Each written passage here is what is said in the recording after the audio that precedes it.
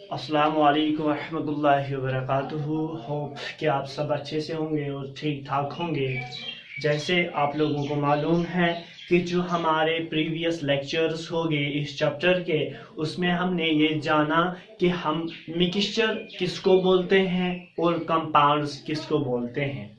अगर आप में से किसी स्टूडेंट ने अभी ये वाले कंपाउंड्स और मिक्सचर्स के लेक्चर्स नहीं देखे हैं, वो जाके मेरी चैनल पे केमिस्ट्री बाय फैसल मलिक वहाँ पे जाके और वहाँ पे प्ले लिस्ट में जाके वहाँ पे उसको अलग से 9th का एक फोल्डर मिलेगा। वहाँ पे उसको मिक्सचर्स और कंपाउंड्स के बारे में वो लेक्चर्स मिल जाएंगे।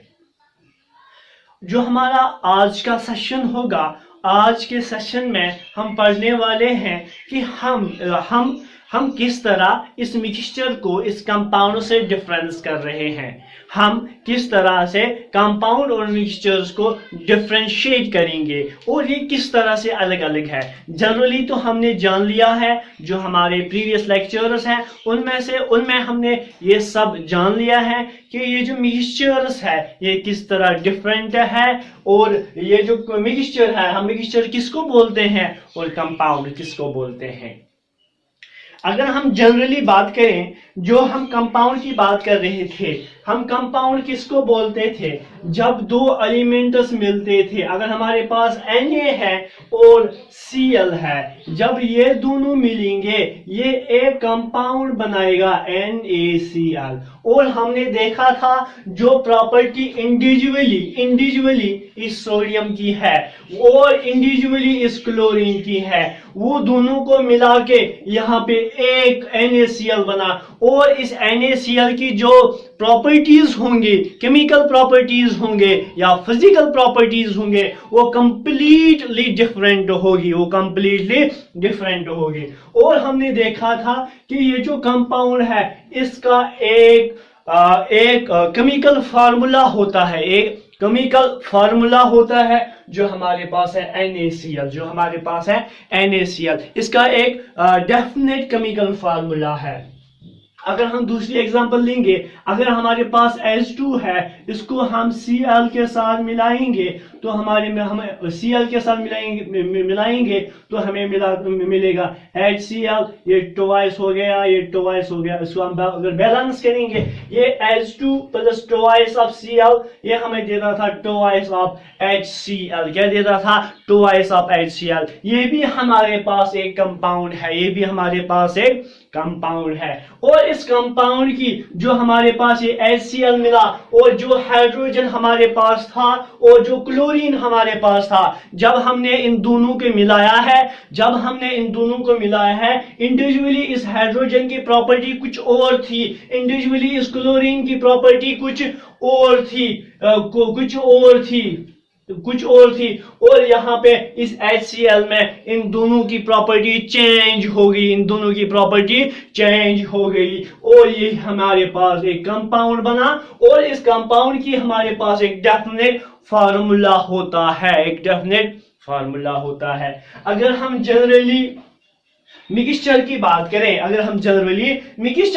करें, हम मिक्सचर किसको बोलते हैं? मिक्सचर में हमने देखा था कि हमारे पास दो तरह के मिक्सचर्स होते हैं। हमारे पास होता है होमोजीनियस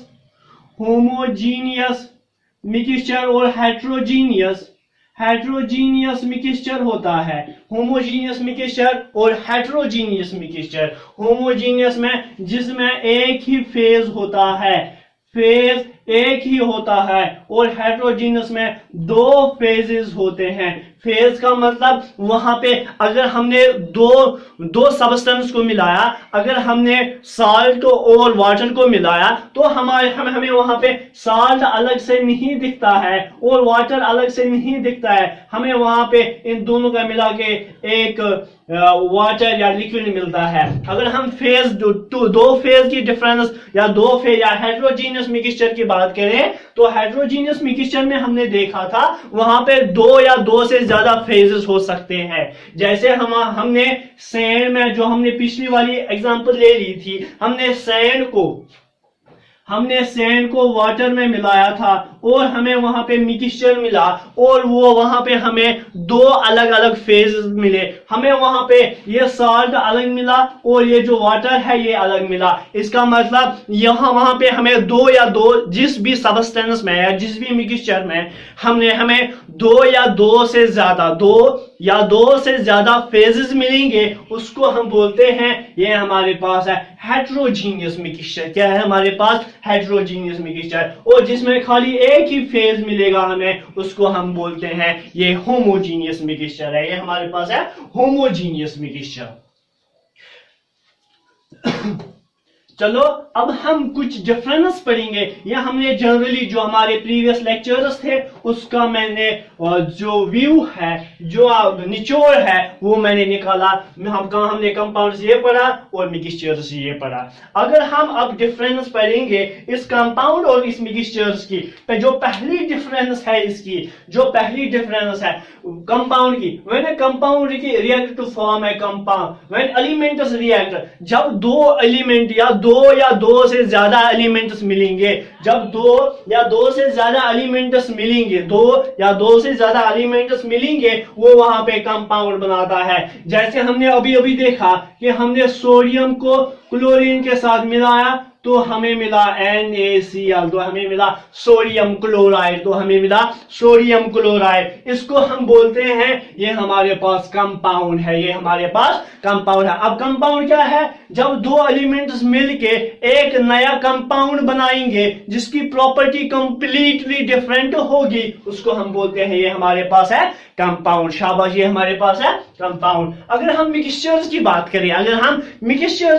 करें, mixtures when two or more elements or compounds combine without formation of new compound। अब ये मिक्सचर्स क्या है? मिक्सचर एक वो रिएक्शन है जहां पे दो या दो से ज्यादा एलिमेंट्स या कंपाउंड्स, क्या बोला मैंने? दो या दो से ज्यादा एलिमेंट्स या कंपाउंड्स मिलेंगे और वहां पे फॉर्मेशन ऑफ न्यू कंपाउंड नहीं होगा। ये याद रखो, without formation of new compound, वहां पे नए कंपाउंड की फॉर्मेशन नहीं होगी, उसको हम बोलेंगे ये हमारे पास मिक्सचर है। जैसे आप लोगों ने घर में देखा होगा, जैसे अगर हमारे पास मिल्क है, हम मिल्क को वाटर में मिलाते हैं, और जो हमें वहां पे वाटर प्लस मिल्क मिलेगा, ये हमारे पास मिक्सचर है। वहां पे कोई नया कंपाउंड नहीं बना, उसको हम बोलते हैं ये हमारे पास मिक्सचर है। या हमने अभी सैंड की एग्जांपल ली, सैंड को हमने वाटर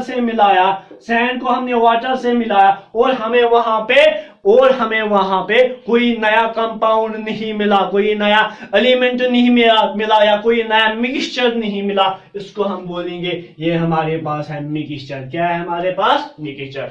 ये होगी पहली जो फर्स्ट डिफरेंस है इन दोनों के बीच में। इसकी पहली डिफरेंस क्या है? इसकी पहली डिफरेंस ये है, ये नया कंपाउंड बनाता है, ये नया कंपाउंड नहीं बनाता है। और इसमें खाली एलिमेंट्स ही मिलते हैं, इसमें एलिमेंट्स और कंपाउंड्स दोनों मिलते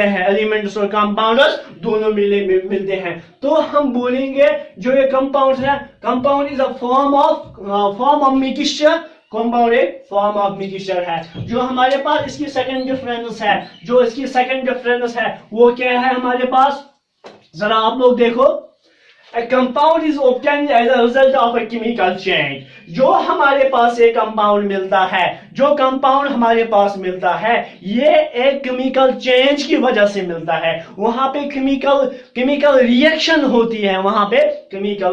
होती है। अगर हमारे पास है यही हम सोडियम की एग्जांपल लेते हैं, हम पहले से सोडियम की ही एग्जांपल लेते आ रहे हैं। चलो हम यही एग्जांपल लेते हैं, इसी को अच्छे से समझेंगे। जो हमारे पास ये सोडियम है, जब ये क्लोरीन के साथ मिला, तो इन दोनों की वहां पे केमिकल रिएक्शन होगी, इनकी वहां पे केमिकल रिएक्शन होगी। ये केमिकली रिएक्ट हो जाएंगे, और जो वहां पे एक नया मिक्सचर मिलेगा या नया कंपाउंड मिलेगा, जिसकी प्रॉपर्टी ना इस सोडियम से मिलेगी ना इस क्लोरीन से मिलेगी। उसकी प्रॉपर्टी पूरी की पूरी डिफरेंट होगी। इसकी प्रॉपर्टी पूरी की पूरी डिफरेंट होगी। वो होगी हमारे पास NaCl, सोडियम क्लोराइड। इसकी प्रॉपर्टी ना सोडियम से मिलेगी ना क्लोरीन से मिलेगी। इसका मतलब वहां पे केमिकल रिएक्शन हो गई है, शाबाश। अगर हम मिक्सचर की बात करें, मिक्सचर में क्या है, फिर दूसरी difference, mixture is obtained as a result of physical change. अगर हम मिक्सचर्स की बात करें, वहां पे केमिकल चेंज नहीं होती है, वहां पे होती है फिजिकल चेंज। क्या होती है? Physical change. वहां पे फिजिकल स्टेट चेंज होती है। जैसे हमारे पास शुगर था, और हमने इस शुगर को वाटर में डिसॉल्व किया, और जब ये जो शुगर है, इसकी फिजिकल चेंज हो जाएगी, इसकी फिजिकल स्टेट चेंज हो जाएगी, और वहां पे केमिकल रिएक्शन नहीं होगा। हम इस NaCl को वापस Na और Cl में बाय फिजिकल मेथड्स, जैसे हमारे पास है फिल्ट्रेशन है, डिस्टिलेशन है, इवापोरेशन है, हम उन प्रोसेस से इसको वापस नहीं ला सकते हैं। बट अगर हम इसकी बात करें, शुगर की बात करें, जो हमने शुगर अभी इस वाटर में मिलाया है, वहां पे इसकी फिजिकल चेंज हो गई है, या हम बोलेंगे वहां पे फिजिकल रिएक्शन हो गई है। हम इस शुगर को वापस ला सकते हैं, हम इस शुगर को वापस अपने स्टेट में ला सकते हैं। हम इस वाटर को अलग कर सकते हैं। किस प्रोसेस से हम इन दोनों को अलग कर सकते हैं? हम कर सकते हैं by the help of evaporation. Evaporation की मदद से हम इस शुगर को अलग कर सकते हैं, इस वाटर को अलग कर सकते हैं। इसका मतलब इस मिक्सचर में केमिकल चेंज नहीं होती है, वहां पे होती है, क्या होती है वहां पे होती है फिजिकल चेंज। क्या होती है? फिजिकल चेंज, शाबाश। अगर हम इसकी थर्ड डिफरेंस देखेंगे, वो क्या है हमारे पास? The constituent of the compound cannot be separated by the physical method, but can be separated by the chemical method like electrolysis etc. जैसे मैंने अभी आपको बोला, अगर हमारे पास ये HCl है, ये एक कंपाउंड है हमारे पास, हम इस HCl को सेपरेट नहीं कर सकते हैं, इसको H में और Cl में सेपरेट नहीं कर सकते हैं by the help of physical method। कौन सा फिजिकल मेथड होता है हमारे पास? जरा आप अपना याद करो, अपने 8th का क्लास याद करो। आपने 8th क्लास में पढ़ा है कि जो फिजिकल मेथड्स है जिससे हम इन कंपाउंड को सेपरेट करते हैं, वो हमारे पास होता है इवापोरेशन होता है, हमारे पास होता है फिल्ट्रेशन होता है, वो हमारे पास होता है डिस्टिलेशन एटसेट्रा। ये कुछ ऐसे फिजिकल प्रोसेसेस है जहां पे हम मिक्सचर्स को अलग कर सकते हैं। आगे जाके इस चैप्टर में हम ये पढ़ने वाले हैं।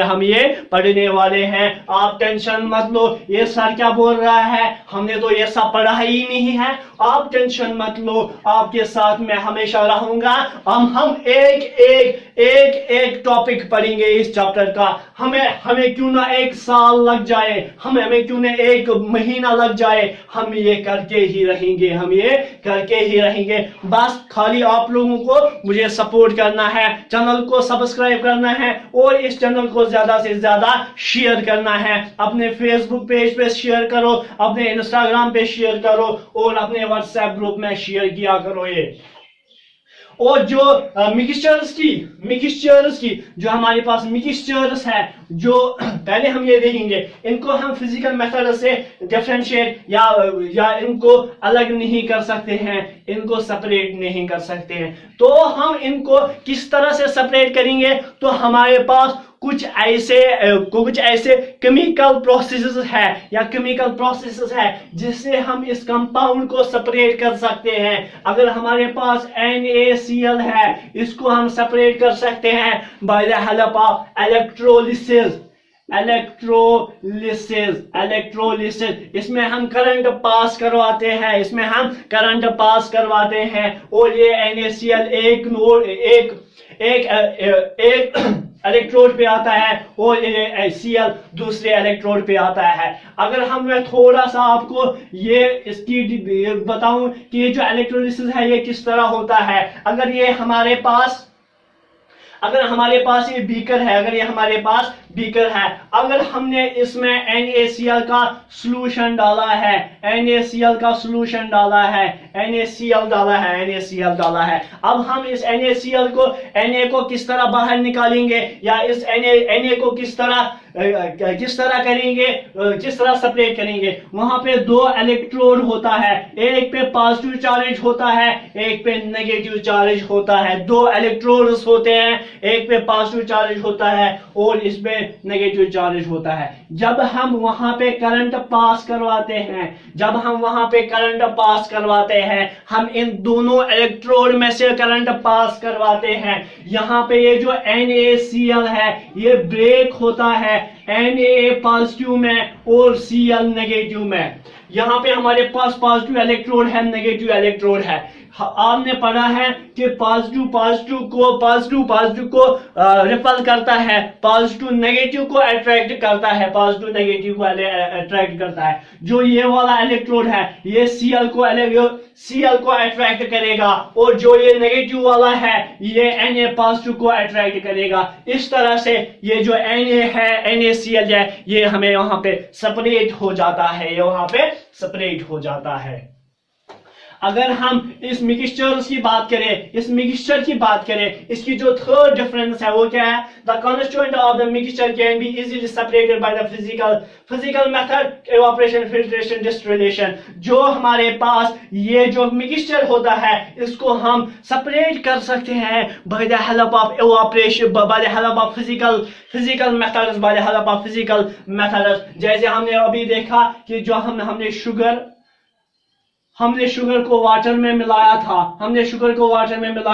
और हमें इस शुगर को अलग करना था, इस वाटर को अलग करना था। तो हमने वहां पे इवेपोरेशन करवाई। ये जो इवेपोरेशन है ये एक फिजिकल मेथड है, या ये एक फिजिकल मेथड है हमारे पास और इसको हम इस मिक्सचर को हम by the help of physical method से सेपरेट कर सकते हैं। और इनकी एग्जांपल इनको हम इन डिटेल पढ़ने वाले हैं। हमारे पास अभी आगे आने वाले कुछ टॉपिक्स हैं उनमें हम ये सब पढ़ने वाले हैं। अगर हम फोर्थ प्रॉपर्टी की बात करें, ये जो फोर्थ प्रॉपर्टी है ये हमें क्या बोलती है? The property of A compound is all together different from the constituent. ये जो कंपाउंड की प्रॉपर्टी है, अगर हमारे पास NaCl है, ये किन एलिमेंटों से मिलता है? ये Na से मिलता है और Cl से मिलता है। इसकी प्रॉपर्टी कंप्लीटली डिफरेंट होगी इस Na से और Cl से। ये मैंने अभी आपको बोला, mixture show the property of its constituent. ये जो मिक्सचर होता है, अगर हमारे पास अभी सैंड था और वाटर था, वहां पे सैंड की भी प्रॉपर्टी होंगे, वहां पे वाटर की भी प्रॉपर्टी होंगे। मतलब वहां पे जो हमने वहां पे कॉन्स्टिट्यूएंट इस्तेमाल किए हैं, जो हमने वहां पे कुछ एलिमेंट्स इस्तेमाल किए हैं, या कुछ हम कंस्टिट्यूएंट्स बोलेंगे, या कुछ ऐसे सबस्टेंस जो हमने वहां पे इस्तेमाल किए हैं। अगर हमने 2 सबस्टेंस इस्तेमाल किए हैं, वहां पे दोनों की प्रॉपर्टी मिलेंगी। अगर हम 3 सबस्टेंस इस्तेमाल किए हैं, वहां पे तीनों की प्रॉपर्टी मिल जाएगी, वहां पे तीनों की तीनों प्रॉपर्टी मिल जाएगी। जो फिफ्थ डिफरेंस है कंपाउंड और मिक्सचर के बीच में वो क्या है? Compounds have a fixed boiling point और मेल्टिंग पॉइंट। ये जो कंपाउंड होता है हमारे पास, इसमें एक फिक्स्ड बॉइलिंग पॉइंट और मेल्टिंग पॉइंट होता है। बॉइलिंग पॉइंट और मेल्टिंग पॉइंट में के बारे में आपने अपने फर्स्ट चैप्टर में पढ़ लिया है। जैसे हमारे पास वाटर का बॉइलिंग पॉइंट क्या होता है? वाटर का बॉइलिंग पॉइंट फिक्स्ड होता है, वो होता है 100 डिग्री सेल्सियस। इसी तरह से NaCl का अपना बॉइलिंग पॉइंट होता है, NaCl का, HCl का अपना होता है, अल्कोहल का अपना बॉइलिंग पॉइंट होता है, जो हमने पढ़ा था 78, अप्रोक्सीमेटली 78 डिग्री होता है। Mixtures does not have the fixed boiling point और melting point। ये जो mixtures होता है हमारे पास, यहाँ पे हमारे पास हमें फिक्सिंग बॉइलिंग पॉइंट और मेल्टिंग पॉइंट नहीं मिलता है। अगर हम सिक्स्थ प्रॉपर्टी देखेंगे, वो क्या है हमारे पास? A compound have a fixed chemical formula।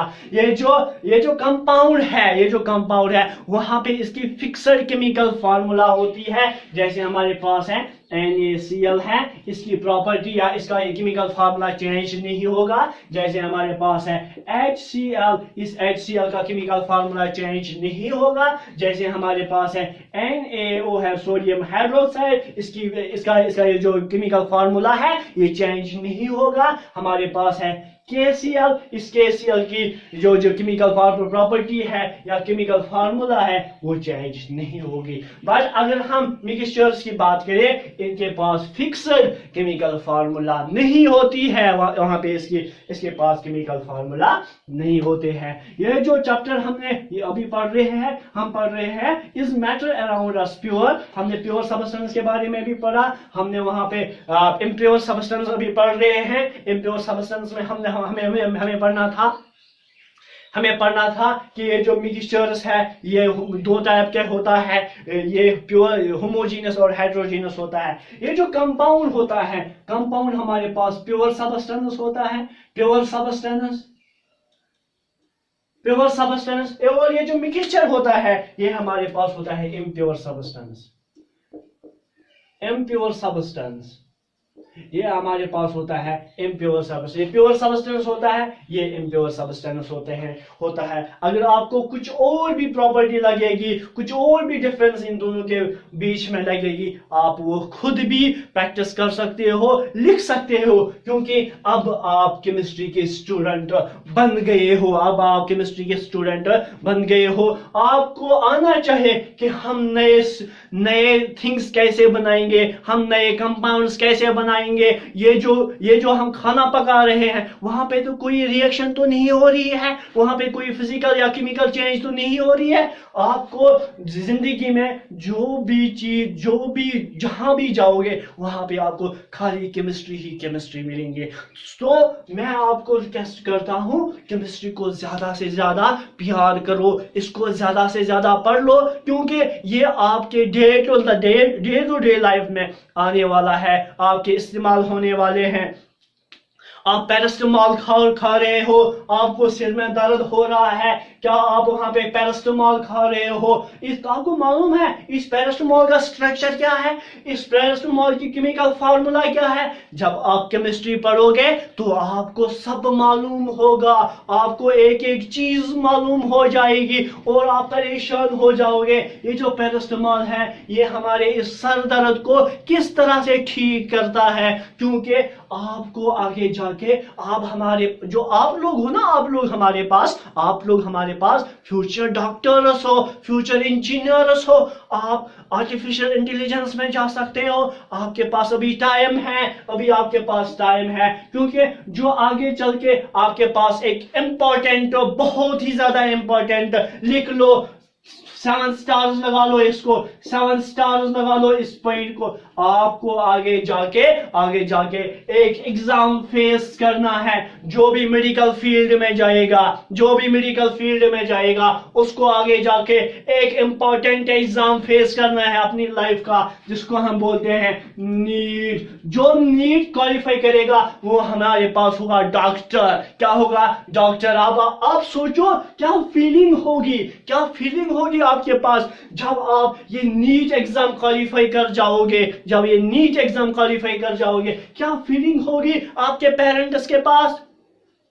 क्या फीलिंग होगी उस टाइम आपके पेरेंट्स के पास? अभी मैं आपसे रिक्वेस्ट करता हूं, प्लीज अपना फोन कम से कम यूज करो। बस जो आपको कुछ टास्क दिया जाएगा, अगर आपको कोई टॉपिक पढ़ना है वो टॉपिक पढ़ लो और फिर इस फोन को साइड में रखो, फिर सेल्फ स्टडी करो। सेल्फ स्टडी बेस्ट होती है, बहुत ही ज्यादा बेस्ट होती है। तो आप प्लीज सेल्फ स्टडी कर लो अपने घर में।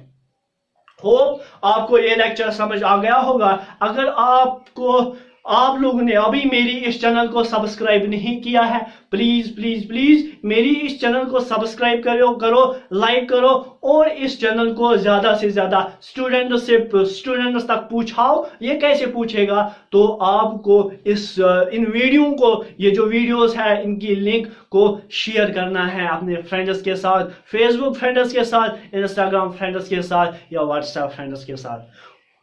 Okay, have a nice day. Thank you.